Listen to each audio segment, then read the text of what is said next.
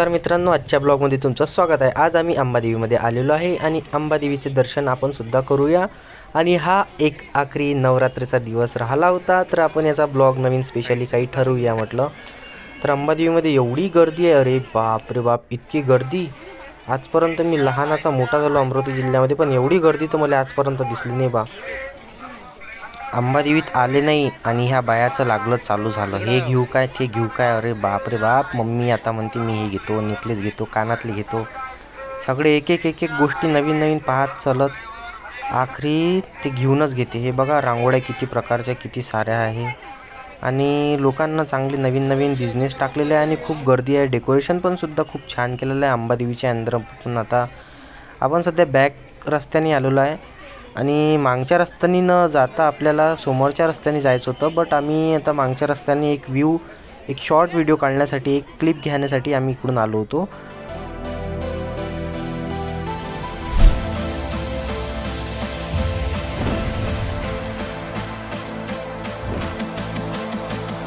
तर चला आता आपण अंबादेवीचे दर्शन घेऊन घेऊया। आणि समोरच्या रस्त्याने आपण आलेलो आहे। गर्दी पहा तरी कमीसुद्धा आहेच नाही, एवढ्या मोठ्या प्रमाणात गर्दी आहे की आपल्याला अंबादेवीच्या आतमध्ये जायला रात्रीचे 1-2 वाजले तरी दर्शन करायला मिळेल नाही।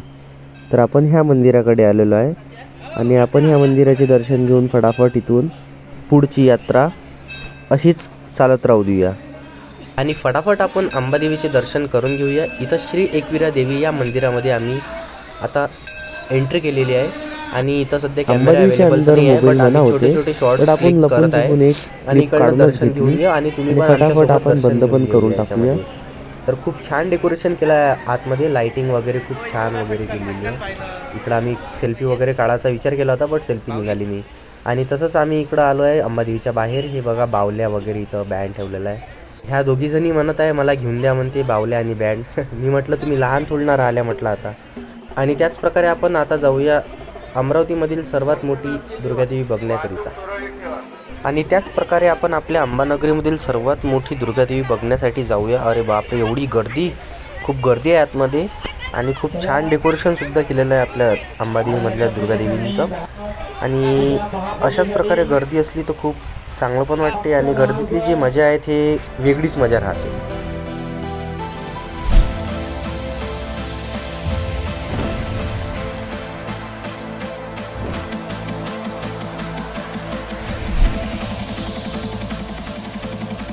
यानंतर आम्ही अंबा गेटच्या अंदरून जाणार आहे सराफा बाजारमध्ये आणि सराफा बाजारमध्ये पण सुद्धा खूप छान डेकोरेशन असते दरवर्षी प्रकारे ह्या वर्षी पण सुद्धा छान डेकोरेशन असायला पाहिजे आणि असणारच हे मला माहीत आहे।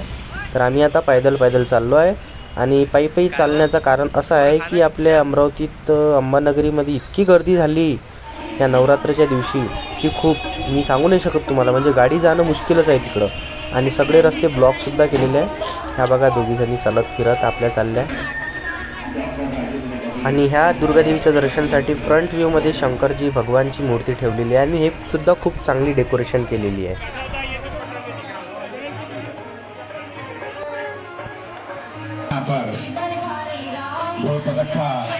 प्रदर्शन किया जाएगा।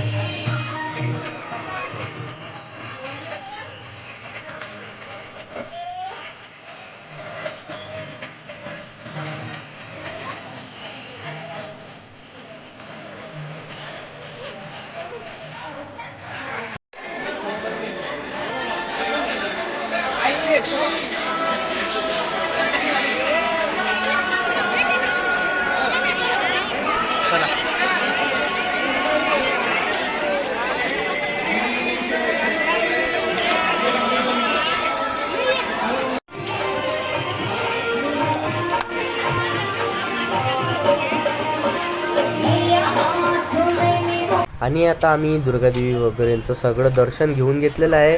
तर आता आम्ही आमच्या रस्त्याने निघालेलो आहे आणि फटाफट आपण जाऊ, पहिले काही खाऊन घेऊ, पहिले भूक लागली तर थोडी नाश्ता वगैरे करून आणि नंतर आपल्या बाईकजवळ जाऊ। पार्किंगमध्ये आपली बाईक ठेवलेली आहे।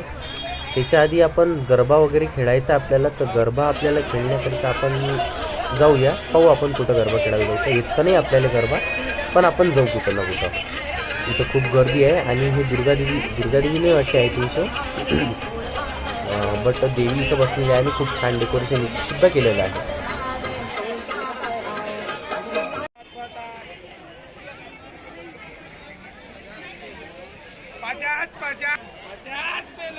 आणि यानंतर आपण थोडा गरबा खेळलो. मला नाचता नाही येत पण आता आपण खेळलो.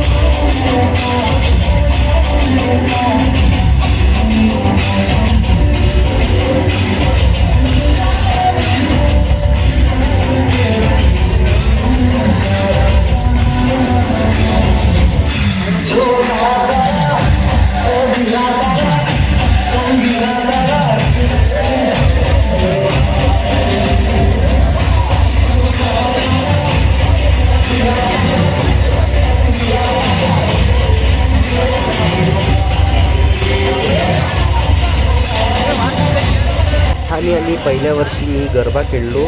थोडा ट्राय केला शिकण्याचा, बट थोडा गरबा खेळलो मी.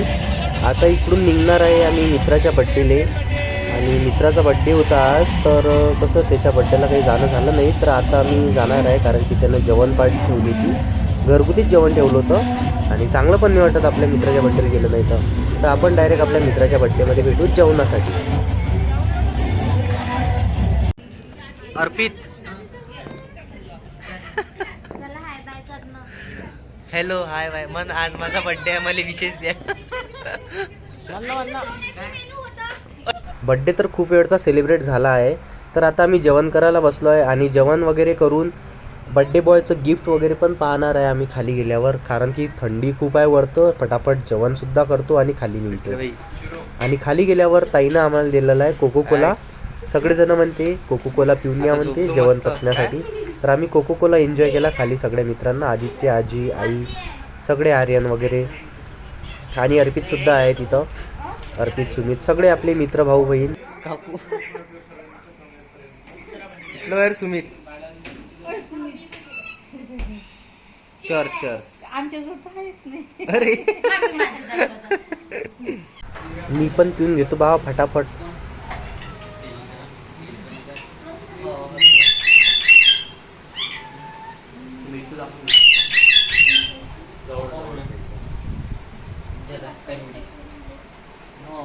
हे बघा दोन कपल, मिट्टू आणि मिटुआ, काय म्हणते तर आपण आता अर्पितचं गिफ्ट पाहू फटाफट. तर चला समोर.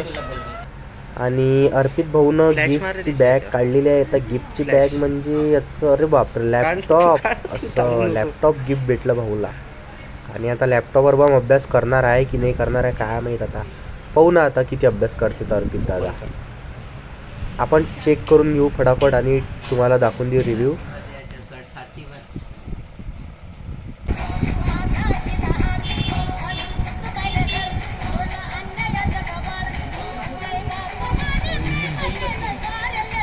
एक प्रकारची